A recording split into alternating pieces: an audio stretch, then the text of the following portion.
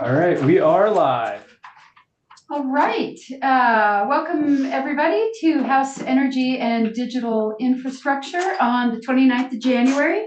We are here with the Vermont Community Broadband Board, and what we usually do is go around the table and quickly introduce our members.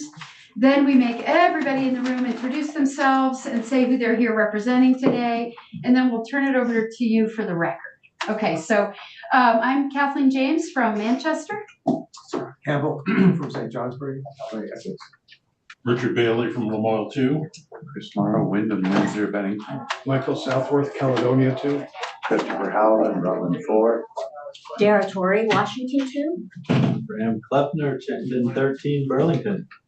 All righty, let's see, round the room. Hunter Thompson, Director of Telecommunications for the Public Service Department. Erin Herzog, BCBB Communications and Outreach Manager. Great. Tony Quickborough, General Counsel, BCBB. Rob Bitsky, Director of VCUDA. Wynn Zakov, lobbyist for the VCBB. Great. Jack Locker, Committee Assistant. Okay, welcome. For the record, we're glad to have you here. Thank you, and thank you for inviting us, and very excited to be here to talk about the progress that we've been making. This is Rob Fitch, Deputy Director. I'm the Executive Director of the Vermont Community Broadband Board, and we hope to give you a comprehensive overview, but keep it at a level that, you know, I have a tendency to nerd out, so I'll be very careful. So anyway, if you could click on thank you, and thank you for inviting us, and very excited to be here to talk about the progress that we've been making. We're good. Teaser, you want the teaser for YouTube? We want to show you a little document, a 3-minute video it's pretty exciting about the work that's happened in Vermont. Great. There, you just click on that YouTube. There you go. Perfect. Okay. Oh, not the bottom one. Not the bottom one. No, the top one. There you go. Okay. So I'm going to mute the room while this plays so we're not getting a ton of. If we in rural Vermont, we're going to depend on the big telecommunication companies to get us internet.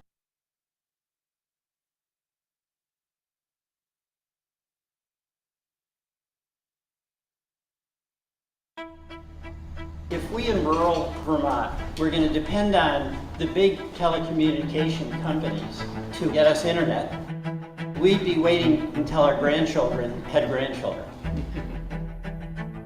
The only options in all of this area was dial-up service using modems and connecting to the internet. We had very little access to the internet, actually. Marlboro, for example, my town is 90 to 95% unserved. When I was a kid, there were farms everywhere. Now we're the last farm in Stratford. With the internet, it gives us connection to other farmers. Commercial bodies weren't going to bother. In fact, they were actively disinterested. The entire country is dealing with these rural issues, but Vermont has an especially difficult challenge in getting people connected. We deal with swamps, we deal with mountains, so it takes a long time. We have sections of road where you're driving for 10 miles at a time where you're not going to see a single house. Bringing broadband in Vermont is a matter of letting residents of rural areas participate in this century's economy. I think everyone realized we're not going to get internet here if we just sit back and wait for it. We're going to have to kind of band together to make it happen. We should do what Vermonters typically do. When people tell us it's impossible, we just do it ourselves. Our effort was modeled after what happened in Vermont with electricity. We were going to focus on unserved towns first. We basically went door to door, $1.5 million. It really is an interesting Vermont story. Where else can you have a person willing to fund a network and never say, why should I pay and the others benefit from it? Never came up. The response was incredible throughout the state. People coming together. I mean, it's really a testament to Vermonters, just in general. Makes me emotional to think about. This is the largest construction project since probably since rural electrification or the building of the highway system when it comes to what's been happening in Vermont. This is what makes the magic happen.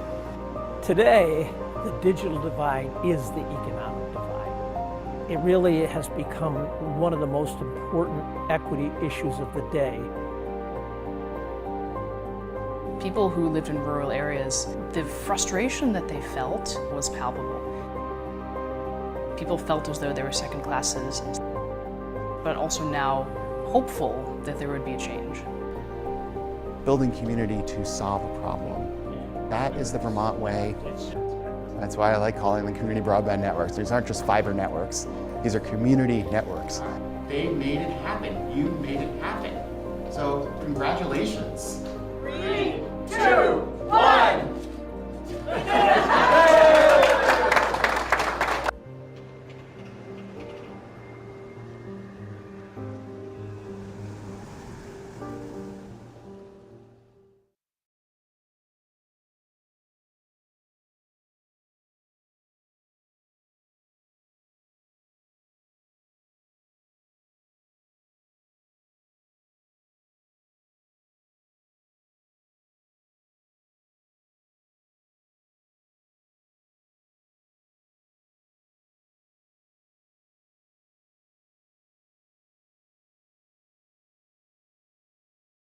And I don't think this could happen in any other state. You know, it's the legislature in setting up Act 70, actually 2015, setting up these CUDs was a really brilliant piece of work. Because, you know, the question is, should you do this, should it be done by the state? Well, I can tell you in my own experiences, there's a lot of bureaucracy in the state, so that probably wouldn't have worked. But try to do it in every town. Well, then you know Vermont towns. But the CUDs, by putting these 10 districts together with a representative from each town focused on getting this done, really makes a remarkable story. That's where we are today. I'm very proud of Vermont for many reasons, but this is one of the big ones. So congratulations to all of you who were involved with this. You know, next slide. Yeah, you're there. So I'll kind of encapsulate our mission. Our mission is to get everybody connected, make it affordable, and then most importantly, which is where we're focusing on now, is maximizing the positive social impact. And I'll talk more about what great benefits this is going to have for Vermont as we move forward. Now, if you look at our board members, we have a very impressive board. 2 of those board members are appointed by the governor. I was appointed by the governor. 1 is appointed by the House, 1 is by the Senate, and then 1 by the communication union districts.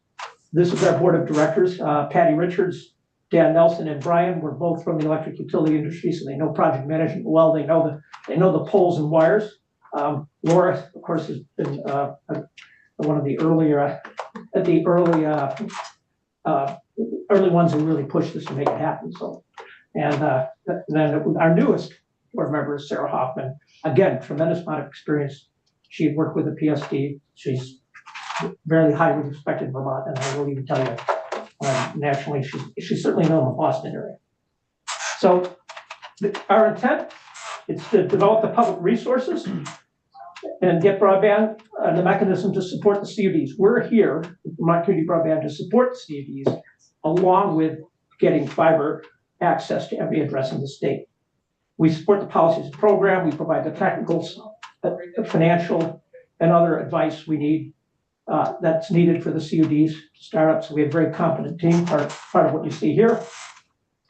And the powers, exercising all powers necessary. Essentially, the legislature said, get it done. If you look at the additional authority, we have the Broadband Equity Access and Deployment Program, the BEAD program, which was a function of the Infrastructure Investment and Jobs Act that you're hearing so much about lately with these executive orders. Just to let you know, we're still safe. We still have our funding. We're still going to be moving forward. This is really a bipartisan effort across the country. This problem really probably affects the Republican red states even more than some of the blue states. Because if you look at these, I look at, I used to just look at, when I was a CEO of Vermont Electric Club, I think 14 houses per mile was low. Meanwhile, some of my partners in Wyoming were at 2 houses per mile. So this is a nationwide problem, and it's not partisan.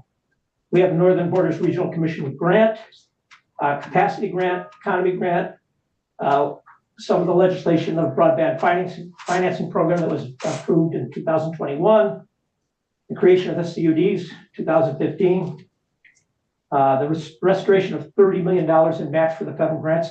That was important because one of the things that happened 2 years ago, the legislature awarded us with the ability to match the federal program. The BEAD program, $229 million in funding that we're working on to deploy now, requires a 25% match. And the legislature gave us $30 million to get that done. In total, we need about $57 million to match all of that. However, we're working other creative ways to come up with that match. We recognize the stress that you all are under trying to balance all the needs of the state, which is why we didn't ask for the whole amount. Are you going to talk a little bit more about the grant money you received and then sub-grant out on a later slide, or should we talk about it? Yeah, we're going to get in there. Okay, that's what I figured. Yeah. So if you look at the goals of Act 71, universal service is the clear goal. What universal service means is exactly what it says. Our job is to get access to every address in the state. Now we're talking about wireline access to fiber, but the BEAD program, the Broadband Equity Access and Deployment Program, actually requires us to get reliable broadband to off-grid addresses as well. So we've done an extensive amount of work identifying the difference between those off-grid addresses. There's many hunting camps in the state of Vermont that people are there for a couple weeks a year. Those, we don't want to spend the $9,000 to get to those hunting camps. So we've done a lot of work from a mapping standpoint in order to identify where those off-grid addresses actually have families and people living versus hunting camps and very part-time residents. So we provide the fundings and the shared resources. We facilitate partnerships on behalf of the communication union districts. When we testified early on to the legislature, this looked like we needed about $550 million in order to get the state connected, as long as we worked in partnership with some of the existing providers. We tried to do it all our own, it would have been well over $1 billion. But the creative Act 71, basically enabling and telling us basically work with those partners, allowed us to have the funding to get every address connected. That's why we can commit to universal service, because we have very cooperative partners. The CUDs work with their what they call internet service provider partners, and it becomes a win-win for both. And just why, let me just explain briefly why the internet service providers never went to these areas. And a simple example is, in Chittenden County, it costs less than $2,000 an address to serve those areas. The areas we're focusing on as of 2000, as of 2 years ago, we were looking at about $7,500 an address. So $2,000 for under Chittenden County, over $7,000 for rural Vermont. Now we're looking at $11,500 for the remaining underserved. So the point is, it's much easier to serve those areas in a dense area because you've got more people paying for the infrastructure. You still got to hang 10 miles of line to get to 10 people, or 10 miles of line to get to 500 people.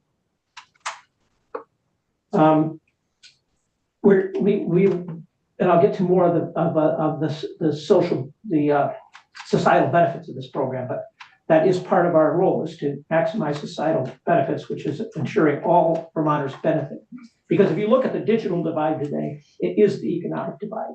Those people that are not connected to the internet today are more than double the number of low-income people that are connected today. And the irony of this, those people that can afford it less have to pay more. because of the cost. And then this is just the way telecommunications is set up. It's dictated by the Federal Communications Commission, and it's still considered a competitive, a competitive marketplace. Whereas if you look at what we did with electricity with co-ops, we assigned areas. So what happens is, as areas grow and costs go down, the private providers pick more addresses, which makes the business case worse for these rural providers. And this is just what we have to deal with. We have the money, we figured it out, but I'm just giving you the background of why it was so important, basically to have the funding that we have in order to make this happen. We're addressing, I'll talk more about the workforce shortages, but this is a huge project. And we anticipate in 2026 having a bigger challenge with workforce. I can talk more about what we're doing about that in a moment. But if you look at, there's $42.5 billion going into the U.S. economy from the IIJA program. The other states are going to start constructing in early 2026. If you look at the human resources that we need to do this, we pull from a region. So we kind of compete with New York, Maine, New Hampshire for the same resources. So as New York, Maine, and New Hampshire, and Massachusetts, and Rhode Island start gearing up, we're going to anticipate a problem. We don't have a problem now. The good news is we're ahead of the curve on this. And our job is also to identify additional funding opportunities and ensure projects are done on time, under budget. So next slide, source of funds. So the American Rescue Plan has given us about $253 million. We have about $229 million from the Broadband Equity, Access, and Deployment Act, plus the $30 million from the Vermont General Assembly. Just one thing to call out on that $229 million. When we started, we were expecting to only get about 125 to 150 million, but we put the call out to Vermonters to what level of service do you have? Because that's what the number was based on. Like, that's how many unserved addresses. But thanks to Vermonters around, thanks to many of the people that are at this table of sending it out to their constituents, like, we ended up almost doubling the amount of money that's coming into Vermont. Like we said from the beginning, we're going to turn over every stone to make this happen. And that was one example where it wasn't us turning it over, it was everybody.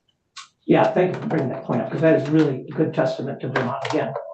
We ended up with about 4 times per capita the amount of BEAD funds that the rest of the states have. And that was because our funding was based on the number of addresses that are recognized by the Federal Communications Commission as unserved. And early on, their maps showed only about half of those addresses. So we did a call out to Vermonters to say, you don't have service, go on this map, let the FCC know. And we were one of the few states that were able to pull that off early on. Okay. Well, the punchline, I'll just get the punchline, I'll take the question. We have $545 million in broadband funding that's come into this state for grants, which is enabling us to accomplish this goal. But I just wanted to understand, so the ARPA money, like all ARPA money, is obligated and has to be spent by 26? 26, yeah. And we're on track for that? Yes, we're doing very well. And then the BEAD money is here, coming? So the BEAD money, your question is the one that makes all state broadband leaders nervous right now. The money's been obligated, but we are following a process that was set up by the NTI, the National Telecommunications Information Administration. They're controlling these funds. We've been given money to do 5 years to support what they call the planning, which is about 5 years worth of administration funds. To build a plan, we submit that plan. Essentially, we're going out to bid, and we submit the plan in June. The plan then gets approved by the NTIA, and then we will find out in late 25. We expect approval of that plan and the money. The money is obligated, but not in our bank account. Yeah, the state has an active grant agreement that was approved by, that's been approved. So it's obligated, but the majority of it won't be dispersed until they accept our final proposal. Okay. It was a strategic decision we made to request 100% of our funds. States were able to request 20%. We requested 100%, and so we're in a better shape than other places as a result.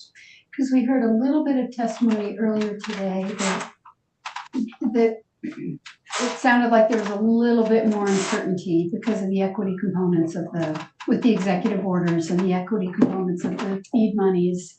I'm just trying to get a handle on how worried we should be. Well, okay, so we have a $5.3 million digital equity grant. That's to address, so that really becomes the target of this current administration's, and we're nervous about that. Okay. But it's called an equity program, but it's probably a misnomer because it's around how do we help people who are not on the internet today get on the internet. Okay. You know, if you look at anybody who hasn't used a computer or somebody who's low income and can't afford one, this is how to help them get there. So it's not targeted at any of those. It's more infrastructure-y. Yeah, it's more infrastructure-y. However, you know, because it has the word equity in it, we do remain nervous. That's 5.3 million. That's different than the 229 million we've been allotted. But yeah, but again, we're all nervous. We're going to be in DC next week and we should have a good understanding of what's going to happen. But I will tell you that we have a state broadband leaders communication network, and this is again a nonpartisan issue. So we don't believe that program is going to be impacted negatively. Okay. We're also in constant communication with our congressional delegation and here in Vermont with the Attorney General's office that has taken the lead on a lot of the questions that have come out from these executive orders. Okay, thank you.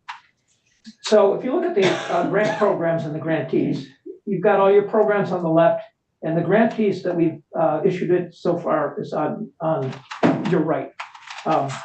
So you can see that most of those on the list were CUDs, but we've also provided funds to Waitsfield Champlain Valley Telecom as a separate grant as well. So each one of these CUDs have a different ISP partner.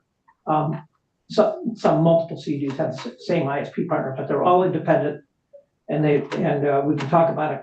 They're holding their partners accountability. Our board has put together and worked to put together an accountability policy to ensure that they continue to deliver performance. And I'll talk about more how we're going to monitor that further on the presentation. Yes. Question: does the VCBB only provide grants to CUDs? We provide like Waitsfield Champlain Valley Telecom is not a CUD. Not a CUD, right? If you look at Act 71, it says, we support the CUDs, but it also allows other telecom providers to compete. In fact, the first grant we did was to Bolton through Waitsfield Champlain Valley Telecom. Mm-hmm. The BEAD program, which is a federally structured program, which we had to follow the rules, but require us to do competitive bidding, which a number of private providers are also bidding for these BEAD funds. We did what's called a pre-qualification process to see how many providers wanted to compete. A large number of providers want to compete for that BEAD funding. We did create the areas around the CUDs, and we do believe that CUDs will have competitive advantage, but it is a competitive program.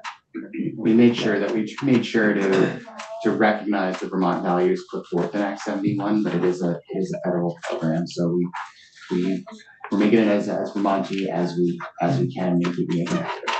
Okay, so I got a question from a colleague on the corrections committee about a request for a grant for the corrections system for correctional facilities. Yeah, we're actually working with corrections on a grant for the part of the digital equity program. We're working with corrections to help fund. There's two components. We're working on workforce development by creating apprenticeship programs within the correction system, mm-hmm. and we're also working to get Wi-Fi in the prisons as well. Okay, good. So let's talk about accountability, because that's the most important part. One of the things that the problem with the telecom industry is it's an unregulated industry. So you sign up for 100 megabits per second, and you don't know what you're going to get. It could be 10, it could be 50, depending on the time of day. It's like going in and buying a gallon of milk and and not knowing you're getting a gallon. You get up to a gallon of milk. It's the only industry that kind of does it. So we put a number of things in place to counter that and monitor that. And our board, again, if you look at our board, the utility folks on it, very focused on how do we keep them accountability. And we actually do the quarterly, we didn't put this, I wish we put this on a slide, but we quarterly do what's called a KPI review with the board. We looked at key performance indicators, and those are things. How many addresses did you get hooked up? How many miles of fiber you put in place? And how many paying customers do you have, as well as the budget? So that gets reported to the board quarterly. In addition to that, you look at, with the CUD, we have a third-party review of all their business plans. Before we issue a grant, we make sure that they have a solid business plan that shows cash flow positive by day one of year 4. Making sure that they have consumer protections built in to their grant, to their agreements with their ISP partners, confirmation of universal service. We have a very good GIS department. They submit what they call their GIS files. These are the geographic files that, when you're using Google Maps, that's all based on a GIS system. We know where the houses are. We ensure that every address is going to get covered with their plan. We have a set of outside design standards that were developed with the board and a third-party engineering firm. We ensure minimal overbuild. When we talk about overbuild, if somebody already has fiber or if somebody already has reliable broadband service, we shouldn't be spending our taxpayer dollars on that. We're using every dollar we can to get to those under and unserved addresses. Just to be clear, often you have to go past served addresses in order to build a network because you can't just put a gap in the lines there. And then we do a final inspection with an outside engineering firm before we give final payment to ensure that it's been built to the standards, the industry standards, as well as meet what they call their light requirements. The big test here is, are you getting enough light through the system? And they review those test results as well. Now, the private partner, we do more than that. We ensure that they have a 40% match. If we're going to give money to a private partner, we expect them to put some of their own skin in the game.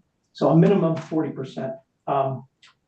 We have a preference for public ownership of grant-funded infrastructure. So when the grant goes out, we make sure we understand which part of the network is publicly funded, which part is privately funded. We get capacity support for the internet service provider. In other words, we're going to monitor them over a 10-year period, ensure they perform, and they'll provide funding to help with that. Again, and we work with those existing providers, just like we do with the CUD, to ensure universal service using these jobs now. Yes. So I'm from the Southern Vermont CUD, so we're one of the consolidated. Yep. So people. So how does the match, can you walk me through a little bit more with the private partner, how that works, the 60-40 match? I don't remember that, but I may just not be remembering. Yeah, that was part of the original business plan.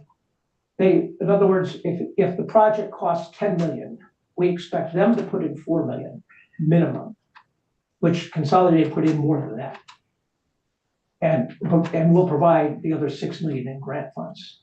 And that we do that with the caveat that the CUD can hold them accountable for the entire period, for a 10-year period, beyond the grant. In other words, we're not just monitoring to the grant closure, we're monitoring beyond the grant closure to ensure long-term performance. Did that answer your question? Mm-hmm. Yeah. But the private provider owns the wires. It's different by CUD. In some cases, in most cases, that we've divided the network into they've put in 50%, for example. That 50% applies to this part of the network. Our investment applies to the other part of the network. So that if anything should happen, we can split that network off and provide it and find another provider for it. And that part of that agreement ensures that we make sure we have a path, a fiber path to the outside world. So just so I can be clear, so you're saying then that the proportion of public funds that goes to a private ISP to build the network, that proportion is then in effect publicly owned.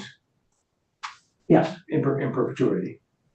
Is that Yes. right? Okay. Yes. Okay, good. And we just want to compliment the CUDs on what they've been able to do in terms of getting agreements from their providers to ensure some consumer protections and access. And the CUDs that are currently working with Consolidated are all now working together, and we're able to get some capacity support, some money over time that's going to allow them to maintain an employee to be able to provide that connection to the community. So this next slide really, from my recovering engineer standpoint, is the most important slide. Because this gets down to, once you get connected, those of you who have not been on fiber, I'm sure have experienced the dropouts, the things that occur. So, you could design a network and have it run great the first time, or have it run great at 2 a.m. But when people are using it heavily, we want to be able to monitor how to do this. And this is really a kind of a first in the nation program. We're working in partnership with South Carolina, Ookla, and IBM to be able to show ongoing performance. We call it the construction dashboard. What we mean by that is when you connect, you run this Ookla test, and it'll confirm your first time performance. Then every week we get a report that shows how all of the ISPs are doing throughout the state in terms of their performance levels.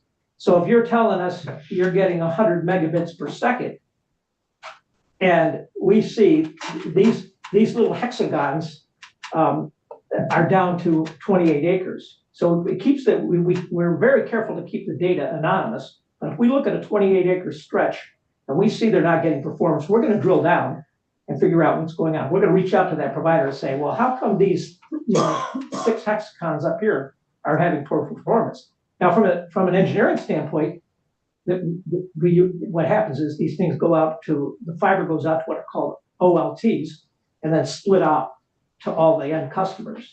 And there's also splitters. So you can narrow down where the problems are, but it allows us to monitor performance in real time on every provider in the state.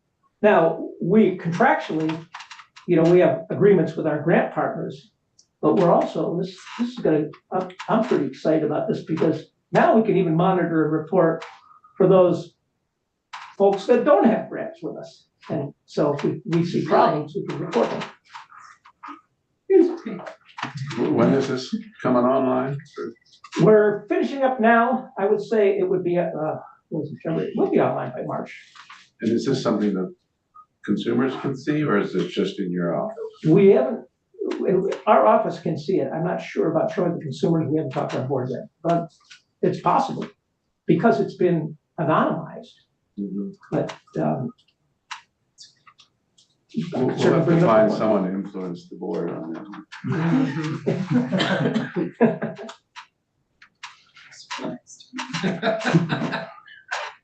So if you look at the progress we're at, and again, if you go back to that video, I encourage you to look at the 33-minute video. It's very exciting. We have 9 districts throughout the state, and the exciting part is we have 428 volunteer representatives across the state on boards supporting these CUDs. This is, again, the magic of creating these CUDs. We're able to have incredible engagement with the communities through these CUDs, because it's focused directly on broadband. Anyway, you can see it covers the majority of the premises throughout the state. We've got 3 that are completed in construction. We've got 4 that are in construction, another one funded. With the BEAD program, when we say that, when you look at the slide, what I want you to know is we, through the BEAD program, are required to ensure every address in the state, including the off-grid addresses, have reliable broadband service. So this has been designed around Act 71 and around the 2015 legislative act that created them. But now we're even required by the federal grant to go beyond this, which benefits all Vermont. We're certainly not complaining. So now to get to your question about the grants that have been allotted. We have a dashboard, which you can find by going to our website. And you can see by CUD how much funding they've received and where they are in terms of their grant spending. So out of the 245 billion, you can see we've allocated 239.42 billion, and we're working with the board to identify what we'll do with the rest of it. But that 239.42 billion is all grant allocated to the CUDs. We're looking at those other funds to help improve affordability programs, which we're in the process of talking with the board right now. We'll talk a little bit about the long drop program that we're going to use this for. So if you have a specific question about a specific CUD and about a specific grant, you can go to our website and click on it and see exactly what's happening. Does that answer your question? Progress. If you look, the Public Service Department publishes data at the end of June each year. If you look at where we are today, at the end of June, we were about 50% of the addresses in the state have access to fiber. I will tell you, as of today, it's closer to 60%. So we're making great progress. And the point is, we're in good shape. We're under budget. From a project management standpoint, this is a great project. So next slide. If you look, we talked about the $42.5 billion that's coming, 229 for Vermont. As Rob said, we expected 125 million. Talked about it before, competitive program. One of the things about the program is it has a minimum performance level of 100 megabits download, 20 upload. In Vermont, we're targeting 100 over 100 fiber first. And I'll explain that to you, because the problem with, from a technology standpoint, the problem with cable, the problem with other technologies, they don't have the bandwidth.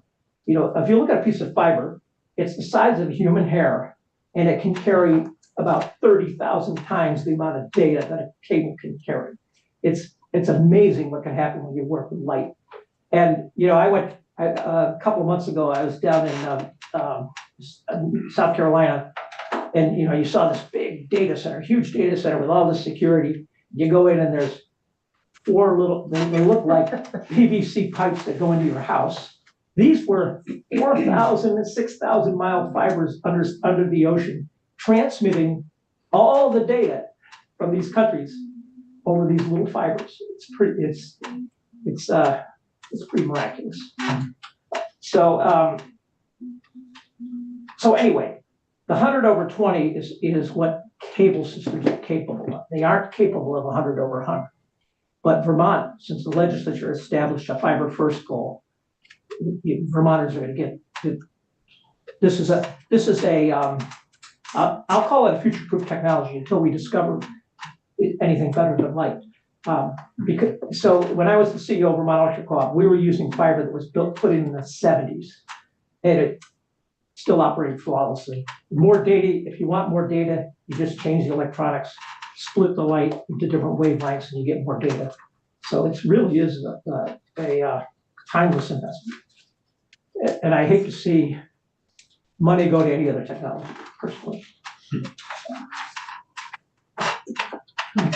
I ask a question about overbuild? I don't know if this is the right time to ask about it, but there are places that are where we have coax cable now that is delivering.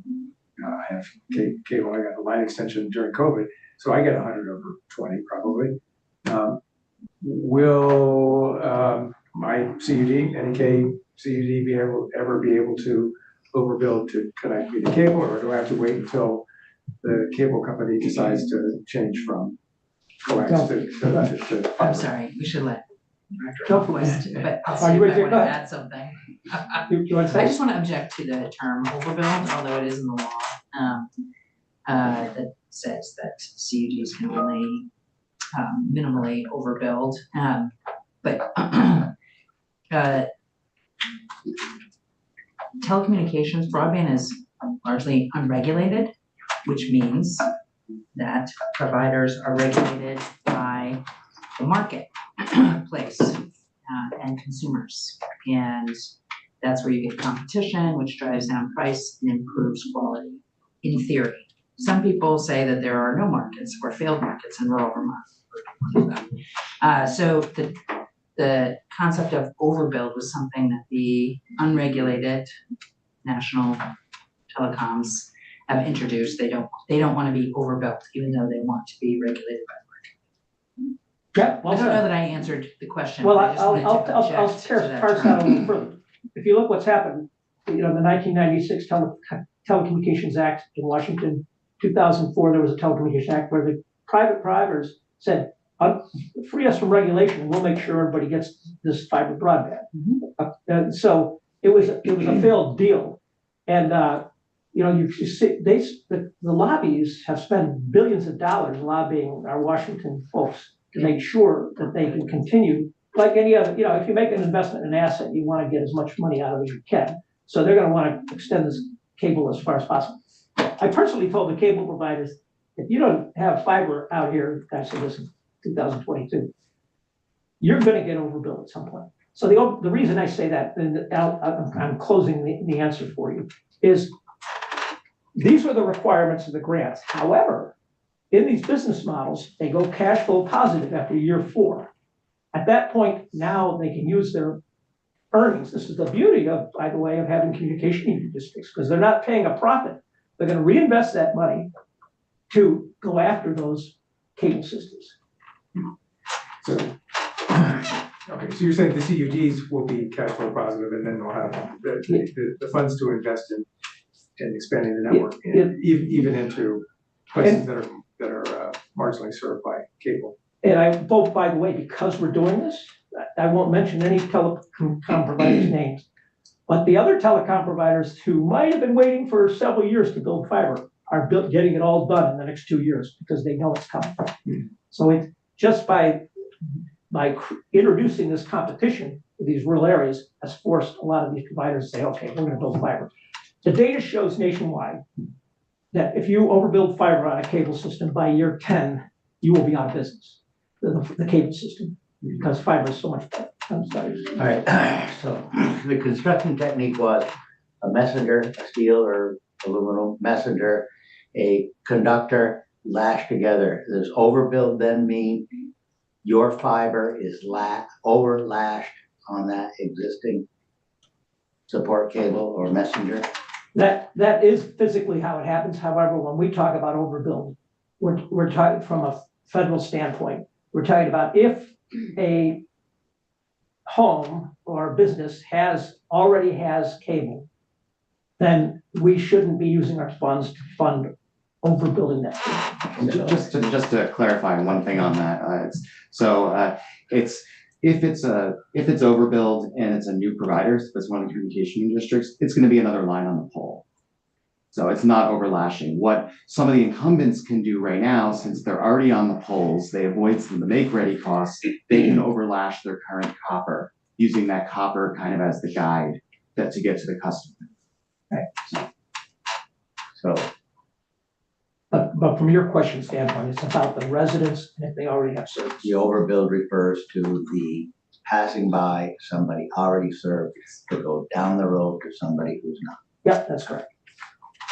And if someone down the road is not served, it's allowed overbuild because you have to pass by people to get there. So on this next slide, when you see the word empowerment, we quickly changed the word equity to empowerment. I don't need to explain why. I don't think.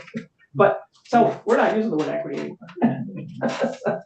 We're empowering people. So good change. Yeah. So this $5.3 million, the goal is I'll talk about the key elements of the program. The research is to identify there are 8 identified communities: migrant communities, incarcerated communities, other communities and elderly communities that are eligible for support from this program. The problem we have in Vermont is 93% of Vermonters fit into all of those categories. Rural. Yeah, rural. So we have to do some research to really get to the people that need. For example, I represent 3 of those categories. I'm not a person that needs support. So we're out working. Part of our digital empowerment program is to work with the customer assistance programs and those to identify where's the real need. We'll work on Department of Corrections. We know there's a need there. So research is to get to the people that need. We'll provide grants to organizations that can support that need. The need is devices. We know that based on PSD data that 46% of people access through their phone. However, that's not very practical if you're trying to do education or telehealth programs or telemedicine programs. So it's really about teaching people how to use tablets. Digital Navigator program is training folks to be able to work with new users. For example, the most common thing you hear from an IT professional when you have a problem, you know what that is? Reboot. But if you're new, you're afraid to do that. What's going to happen? So it's about providing that training. Well, first thing you do is reboot. And then look at this here. But more than that, it's really how to use the different pieces of software that can get you online. How to use the telehealth system. We're looking at if you look at rural Vermont, I'm getting into some of the programs that I'll be talking about in a moment. If you look at rural Vermont with the decreasing support of healthcare, we're working with the University of Vermont to UVM Medical Center to identify how we can provide telehealth. And there's much opportunity there, which I'll talk about then. And then, of course, workforce training is critical. We've had a workforce training team together for 3 years now with a number of construction companies on it, the IBEW, the Communication Workers of America, to develop workforce training programs. We have a certified apprenticeship program that's in place. We're going North Country Career Center. You might have heard this morning, but this is a great opportunity. This is turning a problem into an opportunity, and we need 200 additional fiber technicians. And this is a great opportunity for people to get into the digital career field, which is vital. If you look at we're not just certifying a fiber optic technician through a 2,000-hour apprenticeship program. We're entering people into a digital career program. Same career program that I entered in the late 70s, which has been it's an exciting. The opportunity is endless, especially with the AI and autonomous driving and all these things coming along. So this creates a great opportunity for the state, which we're focused on, getting people into new careers and all the problems that are related with trying to do that. And the pay for these jobs is very good. Very, very adequate in many ways. Christina, I don't know if you want to touch on that. Basically, average starting is $25 an hour, but once you get to the apprenticeship program, your base salary is $65,000 a year in these companies, and of course it doesn't include overtime. And I like to. This is also a pathway to get into electric line work, for example. And in my previous role, I was working with Mary Powell because we had, about 350 line works throughout the state. The average pay in 2021 anyway was $115,000, and I'm sure it's more now. And there wasn't one single woman in that workforce. So Mary Powell, before I left, we're trying to work on that. But we are working with the workforce. What is it? Vermont Works for Women. So that's the kind of work we're doing with workforce training. So let's talk about what's next. Well, we're kind of bragging about getting fiber to pass every address, but connecting is another thing, right? So if you look at people who might live, beyond 500 feet, some people could be 2,000 feet away from their pole. And that gets very expensive. And if you're a low income or even a middle income person, that becomes quite the challenge. So we're putting together, when I talk about those remaining funds that we have left for ARPA, we're focusing on building a long drop program, which is to help people get connected because you may have personally heard the stories where people get quoted $10,000 to get connected. And when we talk about new homes, we're going to be very, we're going to make darn sure people put in an empty conduit for these new homes so they can get fiber. Because that's the time to do it, when you've got the trench over to put your power in. Is low income 80% of AMI or? We're defining low income. Low income as defined in the IIJ program is 200% of the poverty level. We haven't defined it yet for our program. And one of the things that's beautiful about this program is that it is addressing affordability. It is increasing access, while at the same time, it's increasing the sustainability of the business plans of the CUDs, because you have people that are now customers.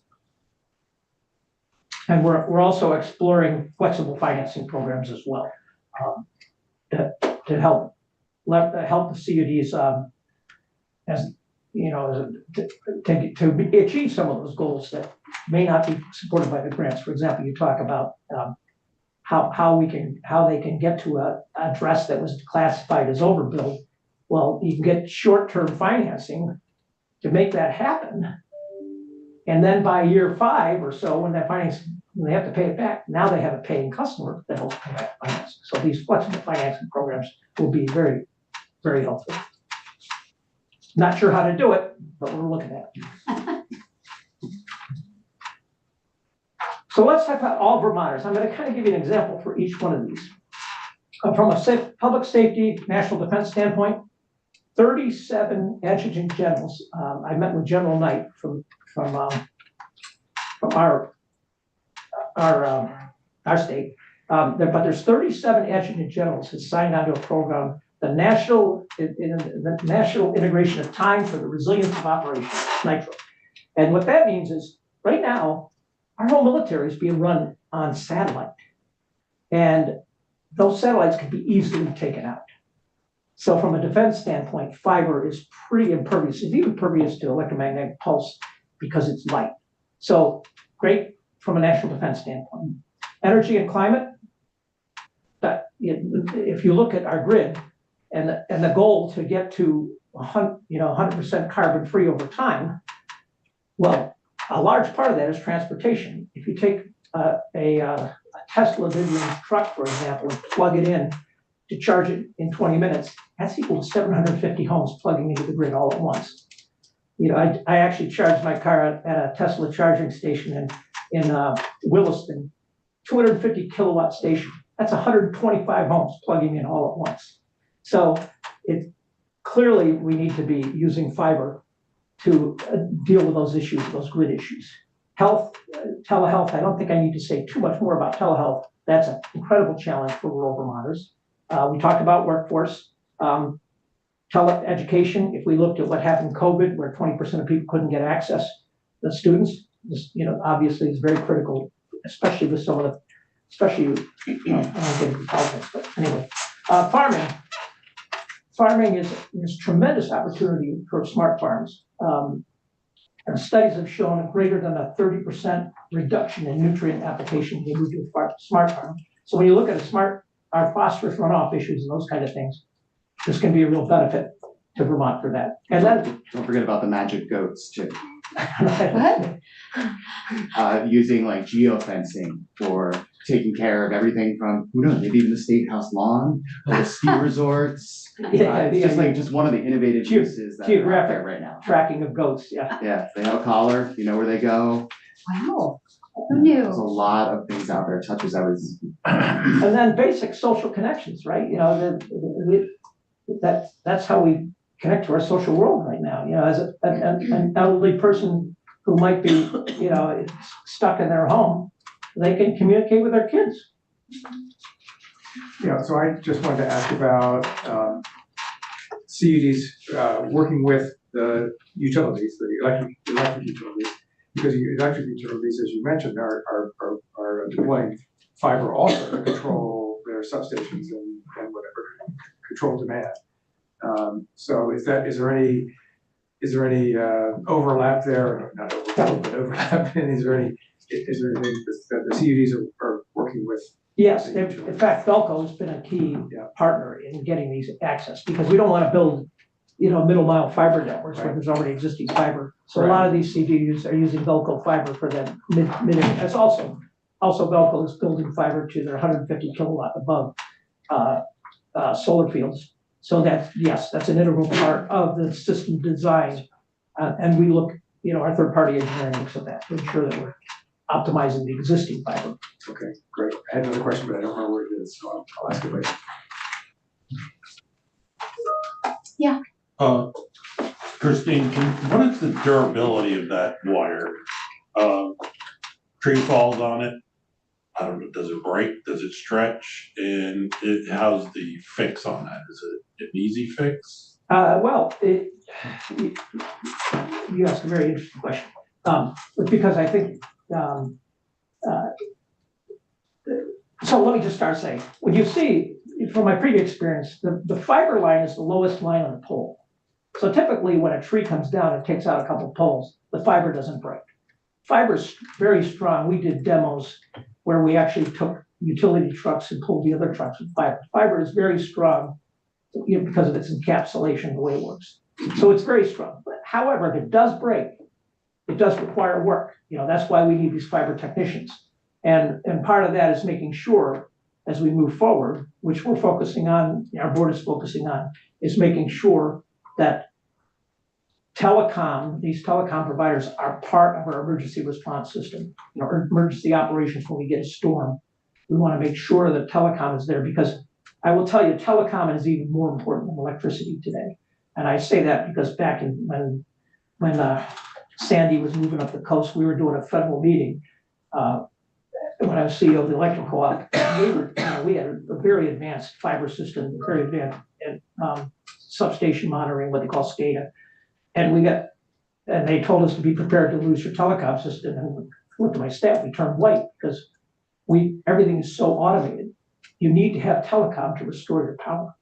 So I think that's an emerging thing that we're focusing on, is making, I know that the Public Service Board, and now you've got Carrick at the Public Service, very, very aware of these issues. But June had reached out to me saying, look, Christine, you need to make sure these telecom providers are part of our emergency response system. So that's an emerging issue, and we're focusing on it. Thanks. We heard some discussion earlier about running steel cables to catch trees, catcher cables. Do you have any sense of how much of your fiber is protected by that? The electric utilities. I'm not sure the question.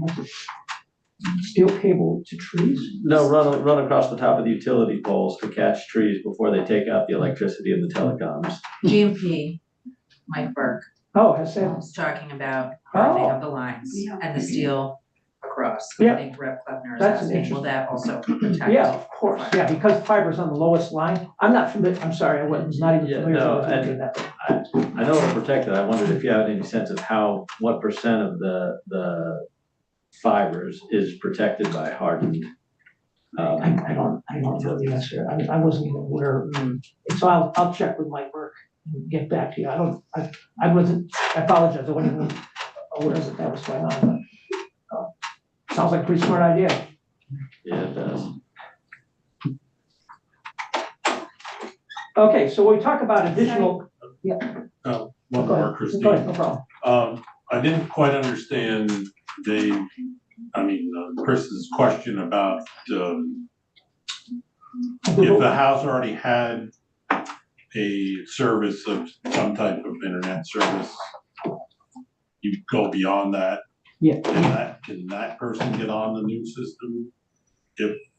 That person, yes, that's what I was talking about, using our grant can't fund that, but the CUDs, the business plan enables that to happen, because that's how they'll reuse their profits in making those investments. But if there's somebody that's unserved at the end of the line, like that is allowed overbuild, so they could connect. So that's where it's a bit of a. Okay. Yeah, we're actually allowed There's a bit there's I simplified, but we're allowed up to 20%. So we're watching that carefully. But you do have the right concept. That's what the overbuild means. So wrapping this up, because I realize we're running out of time. Additional policy issues of regulation. performance, privacy, and consumer protections. You're probably going to hear about these issues. We're being very careful to ensure that any data that we have is anonymized. The CUDs are making sure that they're not sharing their data, but we don't have any power over the private providers that are not part of these CUD grant agreements. So those, you're going to see emerging issues in those areas. Approaches to affordability. The New York State did an interesting program where they require $15 a month for low-income folks for any of the providers that have over 20,000 customers or more. So there's, we used to have a what's called an ACP program where the federal government provided $30 a month. That program went away. A number of low-income folks had to get disconnected. We need to look at ways to get them back. And the end of copper is a really important one. Right now, the regulations require existing providers to be what's called a carrier of last resort, which means they're going to continue to use copper, and of course that copper is rotting in the ground. Trying to provide broadband through copper is like filling your garden with a teaspoon. It's physics. It's violates physics. But that copper, we've been encouraging the CUDs to have these discussions and say, look, those existing routes would be perfect for you to inherit because you could overlash that existing network and save and really cut your construction costs in half. But there is national discussion going on. This isn't just a Vermont issue. There's national discussion going on with the FCC trying to get rid of this carrier of last resort requirement. We're going to watch that carefully because if that goes away, that's a problem for rural Vermonters who don't have a phone today. We're depending on copper for a phone and don't have internet. Also, built into that, we're also looking at power backup. Because if you lose your fiber and you don't have power in the home and you have an emergency, right now the FCC requires a minimum 4 hours backup, but we think it should be more. And we're focusing on that as well. So these are emerging issues then. There's also a challenge with the carrier of last resort. If there's grant funded networks, but yet there's a carrier of last resort requirement for another provider, well, they're gonna have to go and overhaul they're gonna that. change it to They're fiber. gonna be required to do that, which could end up with a situation where no one ends up having service because it can't support two different providers. So it's one of those things that we want competition, but we also want sustainability. So it's trying to figure that balance out and make sure that we can continue moving forward with our community broadband model. And the key takeaways here, you heard we have very, very successful in pulling down grant funds. We're going to achieve universal service ahead of schedule. We're well ahead of schedule in terms of getting people connected. There's an asterisk there, however, because there's two things we're facing. We have even looking at the pre-qualification and the applications that are coming for B, the math shows we've got the money to get everybody connected. Now, there's two things that can interfere with that. One is if there's a 25% foot tariff on electronic hardware, that's going to drive up the cost of our equipment significantly, because if you look at all of the electronics in our system, all of the chips are built overseas. So we're worried about that. We're paying attention to that. Also paying close attention to labor costs, because we've built in 10% contingency into these business plans, but depending what happens to labor costs, we're watching that closely as well. Not that that's a bad thing for those people who are working. And now our focus now is to how to maximize the social benefits for all Vermonters. So, any further questions? Yeah. Representative Bailey. Again, going back, Christine, just trying to, the SCADA system, what is the volume of that you can push through those wires? Is there, if you're using the utilities where you said they're already built, you can still run your info all the way through that without having it bogged down? Yeah, that gets to what I was saying earlier about the infinite capacity of fiber. If you have a data problem, you put what's called a multiplexer, split the light. So now you can actually transmit on different color lights. Think about this is a yellow light midway in terms of the spectrum. You know, there's white light, there's purple light, there's red light, so you just start splitting it down. So it's pretty much, you know, fiber's pretty amazing.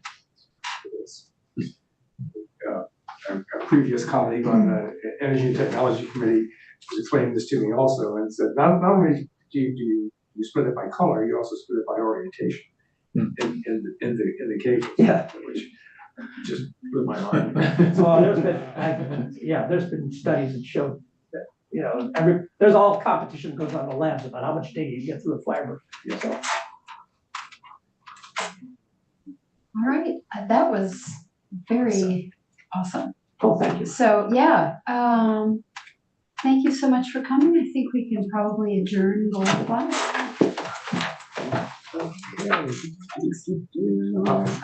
Okay.